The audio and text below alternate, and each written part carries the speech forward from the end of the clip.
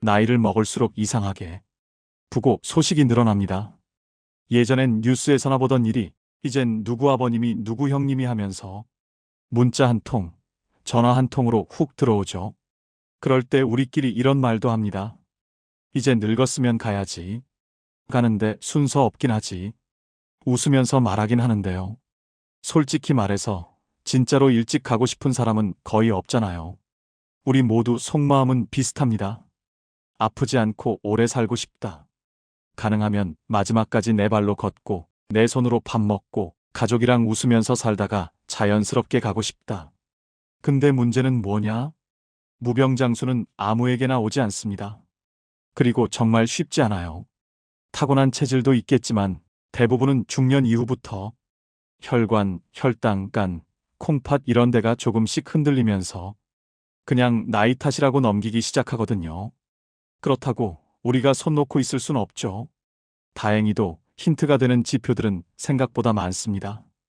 그래서 오늘은 그 중에서 딱 한 가지, 혈액 검사로도 장수 쪽으로 가는 신호가 어느 정도는 보일 수 있다는 이야기를 해보려고 합니다. 우리 연말에 건강검진 많이 하시잖아요. 혈액 검사지를 유심히 한번 살펴보세요. 여기서 오해는 미리 끊고 갈게요. 혈액 검사표 결과가 좋다고 해서 무조건 장수 확정 아닙니다.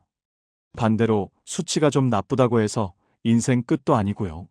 다만 혈액 검사에 찍히는 숫자들은 대부분 그동안의 생활 습관, 특히 먹는 습관이 만들어낸 결과물입니다.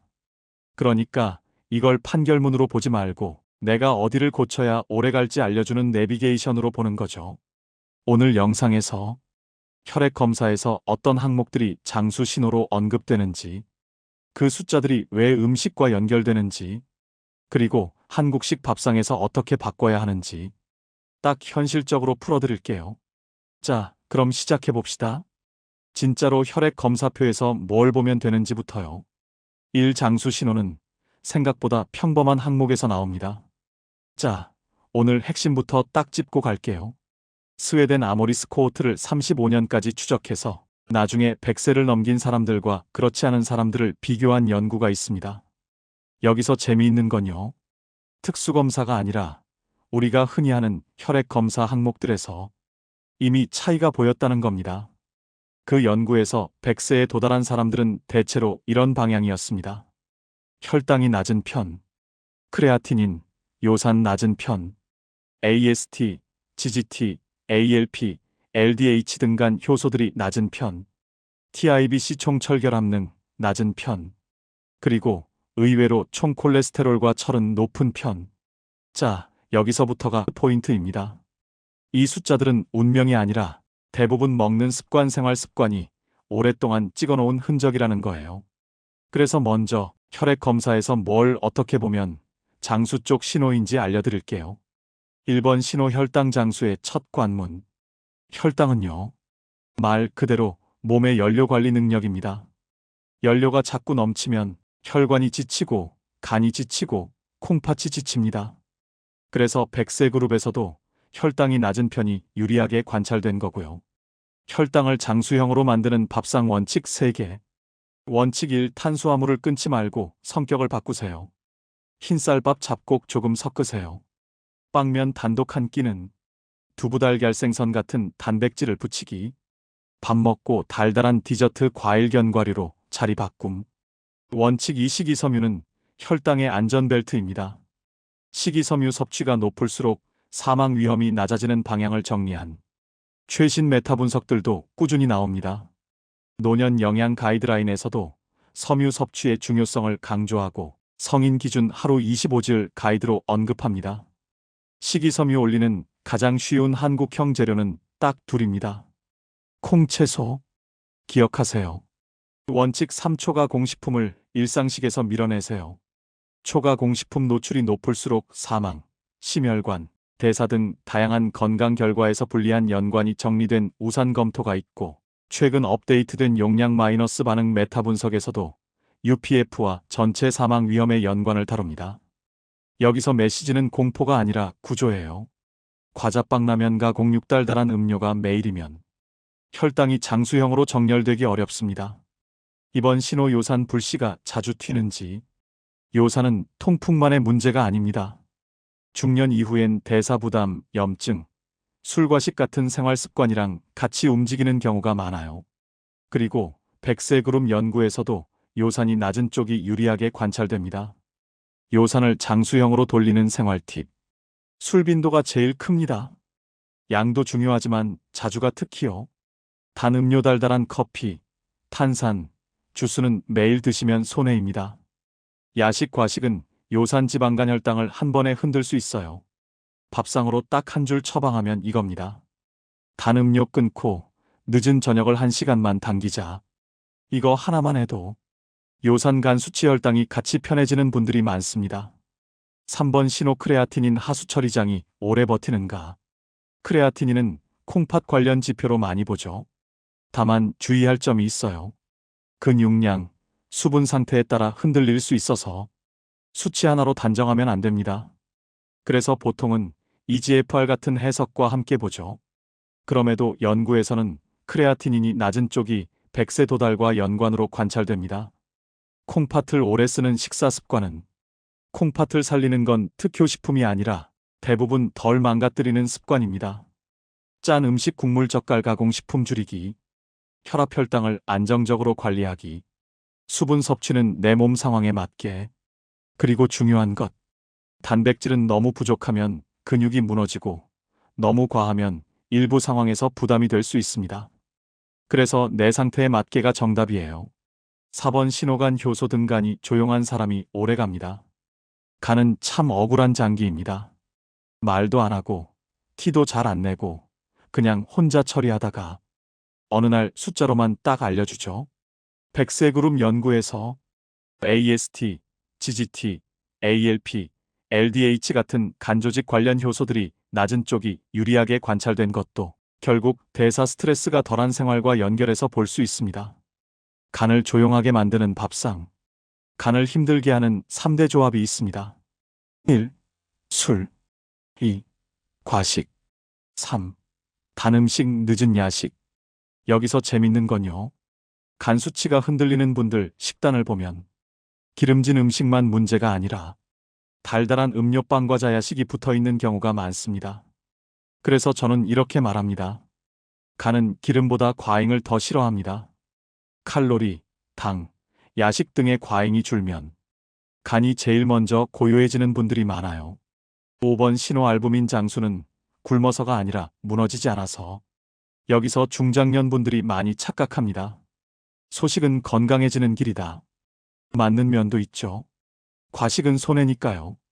근데 노년으로 갈수록 진짜 위험한 건 과식보다 영양 붕괴입니다. 알부민은 영양 상태와 염증 상태의 힌트로 자주 언급되고 낮을수록 예후가 좋지 않다는 논의도 계속됩니다. 그래서 장수형 식사는 결론이 이거예요. 과식은 줄이되 단백질과 기본 영양은 무너지지 않게. 노년 단백질 딱 기준만 잡아드릴게요. ESPEN 실용 가이드라인은 노인에서 단백질을 최소 1g/kg/일로 권고하고 프로드 에이지 그룹도 65세 이상에서 1에서 1.2g/kg/일로 범위를 제한합니다. 말이 어렵죠?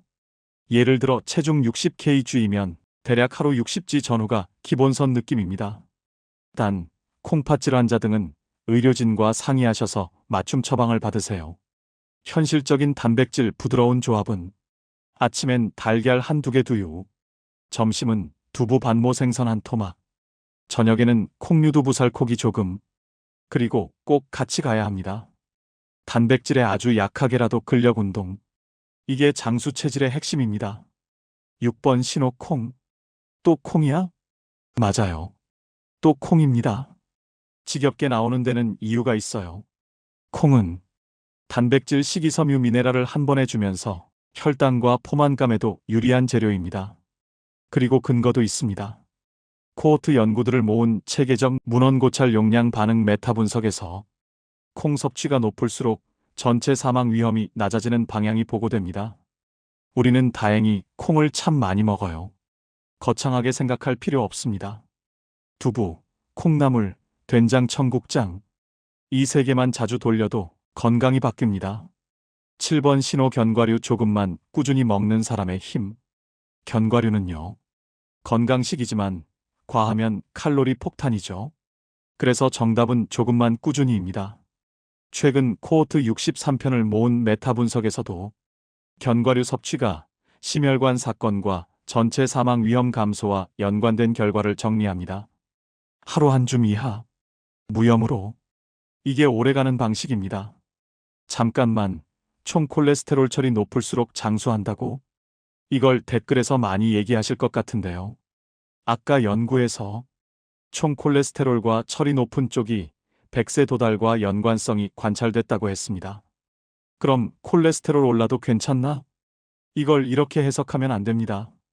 이건 특히 고령층으로 갈수록 너무 낮은 지질 영양 지표가 영양 저하, 만성질환, 노쇠를 반영할 수도 있어서 해석이 복잡해지는 구간이 있습니다.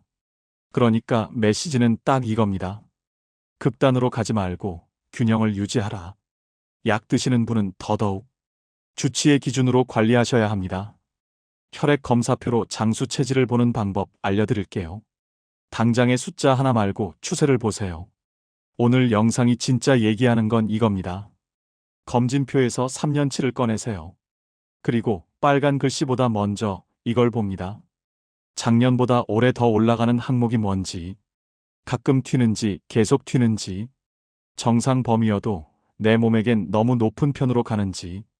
100세 연구에서도 핵심은 비슷합니다. 100세 그룹은 대체로 극단값이 적고 전반적으로 안정적인 방향이었거든요. 정리하면 이 문장입니다. 장수 신호는 한 방이 아니라 안정성이다. 여기서부터 먹거리 연구소만의 실천 플랜을 짜드릴게요. 딱 4주만 해봅시다. 이제 진짜로 바꿔보자고요. 저도 여러분도 모두 건강하게 오래 살았으면 좋겠어요. 1주차는 음료부터 정리하기. 달달한 커피 음료는 저당으로 바꾸고요. 물은 내 상황에 맞게 자주 먹을 거예요. 혈당 요산 간 수치가 같이 편해질 가능성이 큽니다. 2주차는 아침에 단백질 하나 챙기기. 달걀, 두부, 그릭 요거트, 두유 같은 단백질을 매 끼의 일종류는 꼭 챙겨 먹을 거예요. 단백질은 생각보다 많이 필요합니다. 3주차예요. 늦은 저녁을 1시간만 당기고 야식 빈도 줄이기. 간이 조용해지기 시작하면 다음 검진표에서 숫자가 달라질 가능성이 생깁니다. 마지막 4주차는 간식을 대체할게요. 과자는 견과류 한 줌 또는 과일로, 빵은 통곡물빵 또는 양을 줄일게요. 잊지 마세요. 견과류의 이점은 조금씩 꾸준히에서 나옵니다. 이제 마무리할게요. 혈액 검사표는 판결문이 아니라 방향표입니다. 혈액 검사 결과가 좋다고 해서 무조건 100세 확정은 아닙니다. 반대로 결과가 나쁘다고 해서 일찍 끝난다는 뜻도 아닙니다. 다만 확실한 건 있어요. 혈액 검사표 숫자들은 내 몸이 지금 어떤 방향으로 가고 있는지 어느 정도는 보여주는 방향표가 될 수 있습니다. 그리고 그 방향표를 움직이는 가장 큰 손잡이는 거의 언제나 밥상이고, 그 밥상을 받쳐주는 게 걷기, 수면, 절주, 스트레스 관리입니다. 오늘 영상 보신 김에 검진표에 동그라미 딱 3개만 치세요. 혈당, 요산, 간 수치, 그리고 한 가지라도 바꿔보세요. 콩을 더한 한 끼, 견과류 한 줌, 달달한 음료 한 잔 줄이기. 그게 장수 신호를 켜는 가장 현실적인 시작입니다. 시니어 먹거리 연구소였습니다.